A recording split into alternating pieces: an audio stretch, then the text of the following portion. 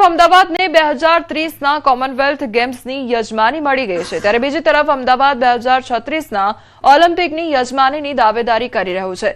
ત્યારે world class સુવિધાઓ પર મનપાનું ફોકસ વધ્યું છે, જેના ભાગરૂપે શહેરમાં આધુનિક સુવિધાઓ ઊભી કરવાની તૈયારીઓ શરૂ થઈ ગઈ છે। જાહેર પરિવહનને વધુ સ્માર્ટ બનાવવા માટે એએમટીએસે શહેરના બસ સ્ટોપને સ્માર્ટ બસ શેલ્ટરમાં પરિવર્તિત કરવાનો નિર્ણય કર્યો છે।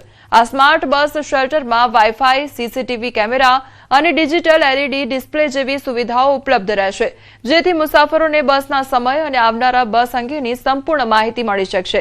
એએમટીએસના ચેરમેન અને કમિટી સભ્યોએ સિંધુ ભવન રોડ પર બનાવેલા પ્રથમ સ્માર્ટ બસ શેલ્ટરની મુલાકાત પણ લીધી હતી। શહેર એ સ્માર્ટ સિટી બની ગયું છે, તેને લઈને જ અમદાવાદ શહેરમાં હવે જે રીતે ઓલિમ્પિક્સ અને કોમનવેલ્થ ગેમ્સની તૈયારીઓ થઈ રહી છે તે અંતર્ગત જ હવે એએમટીએસ પણ તેનું નવીનીકરણ કરી રહ્યું છે અને એએમટીએસ પણ હવે સ્માર્ટ બનવા જઈ રહી છે। એએમટીએસ જેટલા પણ શેલ્ટર આવેલા છે, જે બસ સ્ટોપ આવેલા છે, તેને હવે સ્માર્ટ તરફ લઈ જવાનું એએમટીએસ આયોજન કરી રહ્યું છે। જોઈ શકો છો આજે ઊભો છું, આ કોઈ કેબિન નથી, પરંતુ આ એએમટીએસ નું એક સ્માર્ટ શેલ્ટર જોવા મળી રહ્યું છે। એક આધુનિક આ બનાવવામાં આવ્યું છે, એલઈડી ટીવી, સીસીટીવી ડિસ્પ્લે સાથે, અને સાથે જ શાંતિથી કોઈ પણ વ્યક્તિ ઉભો રહી શકે, ગરમીના સમયમાં પણ આરામથી તે ઉભો રહી શકે, વરસાદના સમયમાં પણ તેને વરસાદ ન નડે તે પ્રકારની આખી વસ્તુ હોય છે। એએમટીના ચેરમેન ધમસિંહભાઈ દેસાઈ, ધમસિંહભાઈ, અમદાવાદ શહેર એ સ્માર્ટ શહેર, હેરિટેજ શહેર તો બની ગયું છે, પરંતુ હવે એએમટીએસની જે બસો અને એએમટીએસના જે બસ શેલ્ટરો છે એ પણ હવે સ્માર્ટ બનવા જઈ રહ્યા છે। શું આની ખાખી ખાસિયતો છે? અમદાવાદ મ્યુનિસિપાલિટી ટ્રાન્સપોર્ટ સર્વિસનું આ એક નવું બસ સ્ટોપનું અત્યારે એક પ્રયોગ કરી રહ્યા છે। આની એક અત્યારે નવું સેન્ટર માટેનું અમે ટેન્ડર બી ફ્લોટ કર્યું છે। આના આજે અત્યારે આપણે જોઈ રહ્યા છીએ એવા 100 બસ સ્ટોપ બનવાના। આ બસ સ્ટોપની અંદર સીસી કેમેરા, બેસવાની સારી સુવિધા, વાઈફાઈ સાથેનું આ બસ સ્ટોપ છે।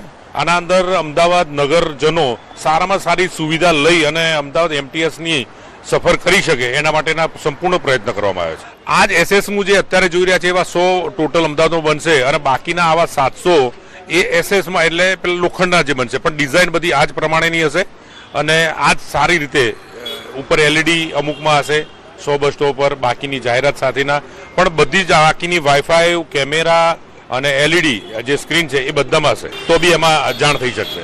ચોક્કસ આમાં દ્રશ્ય બતાવીશ, આપણે જોઈ શકો છો કે આ સીસીટીવી છે, એટલે સીસીટીવી પણ મૂકવામાં આવ્યા છે। આખું આ જે સ્માર્ટ શેલ્ટર હોમ છે તૈયાર કરાયું છે, એસએસ આખો ઉપયોગ કરવામાં આવી રહ્યો છે, કોઈ પણ વ્યક્તિ સરળતાથી બેસી શકે તે પ્રકારની આખી વ્યવસ્થા છે ઊભી કરવામાં આવી રહી છે। અને આવા ભવિષ્યની અંદર કહી રહ્યું છે કે 800થી પણ વધુ શેલ્ટર જે ઊભા કરાશે, જે કહી શકાય કે અમદાવાદ શહેર જે સ્માર્ટ ટેગ લાગ્યું છે તેને વધુ સ્માર્ટ કરવા માટેનો પ્રયાસ એએમટીએસ હાલ અહીં કરી રહી છે। સ્થાનિક સ્વરાજ્યની ચૂંટણીને લઈ કોંગ્રેસ એક્શન મોડમાં જોવા મળી રહી છે। પ્રદેશ પ્રભારી મુકુલ વાસનિક, પ્રમુખ અમિત ચાવડાની અધ્યક્ષતામાં બેઠક યોજાઈ, તો એઆઈસીસીના દ્વારા નિમણૂક કરાયેલા વિવિધ કમિટીઓ સાથે બેઠક થઈ। બેઠકમાં 4 ઝોનના સેક્રેટરી તેમજ વિવિધ કમિટીના સભ્ય હાજર રહ્યા। સ્થાનિક સ્વરાજ્યની ચૂંટણી કોંગ્રેસનું રોડમેપ તૈયાર થશે, તો strategy committee, campaign committee, election management committee, programme implementation committee તેમજ મેનિફેસ્ટો કમિટી, મીડિયા અને પબ્લિસિટી કમિટીના ચેરમેન, વાઇસ ચેરમેન અને કન્વીનર બેઠકમાં હાજર। ત્યારે આગામી રણનીતિ અંગે પણ બેઠકમાં ચર્ચા કરવામાં આવશે। રાજકોટ મહાનગરપાલિકાની ચૂંટણી પહેલા કોંગ્રેસને મોટો રાજકીય ઝટકો લાગ્યો છે। કોંગ્રેસના દિગ્ગજ નેતા ઇન્દ્રનીલ રાજ્યગુરુએ સક્રિય રાજકારણમાંથી સંન્યાસ લેવાની જાહેરાત કરી છે। ગત દિવસોમાં મહાનગરપાલિકાના 18 વોર્ડના 72 ઉમેદવારો માટે સેન્સ પ્રક્રિયા પૂર્ણ થયા બાદ આ નિર્ણય સામે આવ્યો છે। તો શહેર કોંગ્રેસ પ્રમુખ રાજદીપસિંહ જાડેજાએ જણાવ્યું છે કે રાજ્યગુરુએ 35 વર્ષથી કોંગ્રેસ માટે સેવા આપી છે અને હવે તેઓ ચૂંટણીમાં માનસિક અને આર્થિક રીતે પક્ષને સહયોગ આપતા રહેશે। ભટકાવાની વાત નથી, પ્રથમ આપને વાત કરું, ઇન્દ્રનીલભાઈ રાજ્યગુરુ મારી સાથે લાઈવ કોન્ટેક્ટમાં છે। ભારતીય જનતા પાર્ટીને સ્થાનિક સ્વરાજની ચૂંટણીની અંદર લડવા માટે મજબૂતાઈથી અમારી સાથે છે, આર્થિક રીતે પણ સાથે છે, માનસિક રીતે પણ સાથે છે। કોંગ્રેસમાંથી નિવૃત્તિ જાહેર નથી કરી, પોતાની જે એજ છે એટલે કે 60 વર્ષ પૂરા થવાને આડે છે ઇન્દ્રનીલભાઈ, કદાચ 60+ થઈ જશે હમણાં, રાજકીય સ્ટેજ ઉપર તમને નહીં જોવા મળે। જિલ્લા વિકાસ અધિકારી સામે શિક્ષણ સંઘ દ્વારા રજૂઆત કરવામાં આવી। રાજકોટ ડીડીઓ દ્વારા પરિપત્ર બહાર પાડવામાં આવ્યો છે, જેમાં સરકારી શાળાના શિક્ષકો અને આચાર્યો શાળાની આસપાસ 100 મીટરના એરિયામાં તમાકુ સિગારેટ વેચનારા વિરુદ્ધ દંડ ફટકારશે। તો શિક્ષણ સંઘે આ પરિપત્રના અમલ અંગે રજૂઆત કરી છે કે શિક્ષક દંડ વસૂલવાની કામગીરી કરશે તો શૈક્ષણિક કાર્યો પર અસર પડશે, તેમજ કાનૂની વિવાદ ઊભી થવાની પણ શક્યતા વ્યક્ત કરવામાં આવી છે। સંવાદદાતા અંકિત અમારી સાથે જોડાઈ ગયા છે। અંકિત, ડીડીઓના પરિપત્ર સામે શિક્ષણ સંઘ દ્વારા વિરોધ કરવામાં આવી રહ્યો છે, શું છે આખી ઘટના?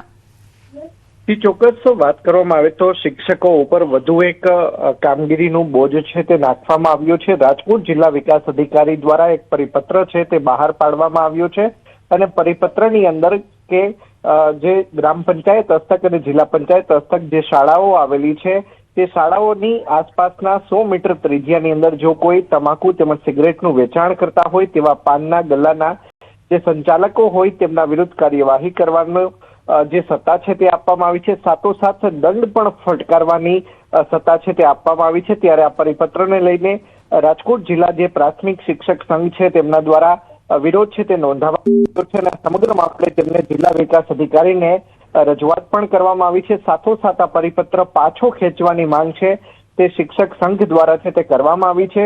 શિક્ષક સંઘનું કહેવું છે કે રાજકોટ જિલ્લા પંચાયત હસ્તક જેટલી શાળાઓ આવેલી છે તેમાં 5500 થી વધુ સરકારી શાળાના શિક્ષકો છે તે પ્રાથમિક શાળામાં કામકાજ કરે છે।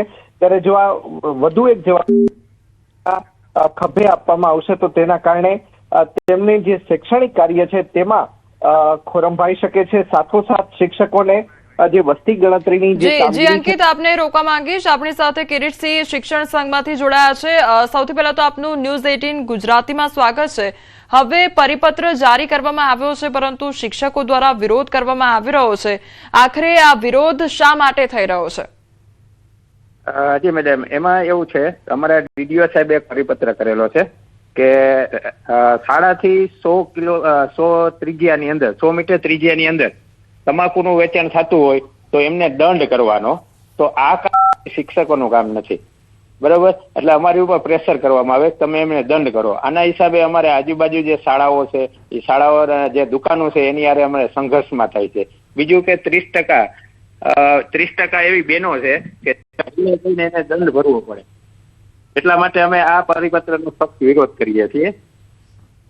જી કિરીટસિંહ, એટલે અવારનવાર આ પ્રકારની જવાબદારીઓ શિક્ષકોને આપવામાં આવતી હોય છે, તે પછી કોઈ પણ મોટી બીમારી આવી જાય કે પછી અન્ય કોઈ જવાબદારી હોય તો તે બધી જ જવાબદારી શિક્ષકોને આપવામાં આવતી હોય છે અને વધુ એક આ જવાબદારી સોંપવામાં આવી છે, એટલે શું કામનો બોજો પણ વધી જતો હોય છે શિક્ષકોને?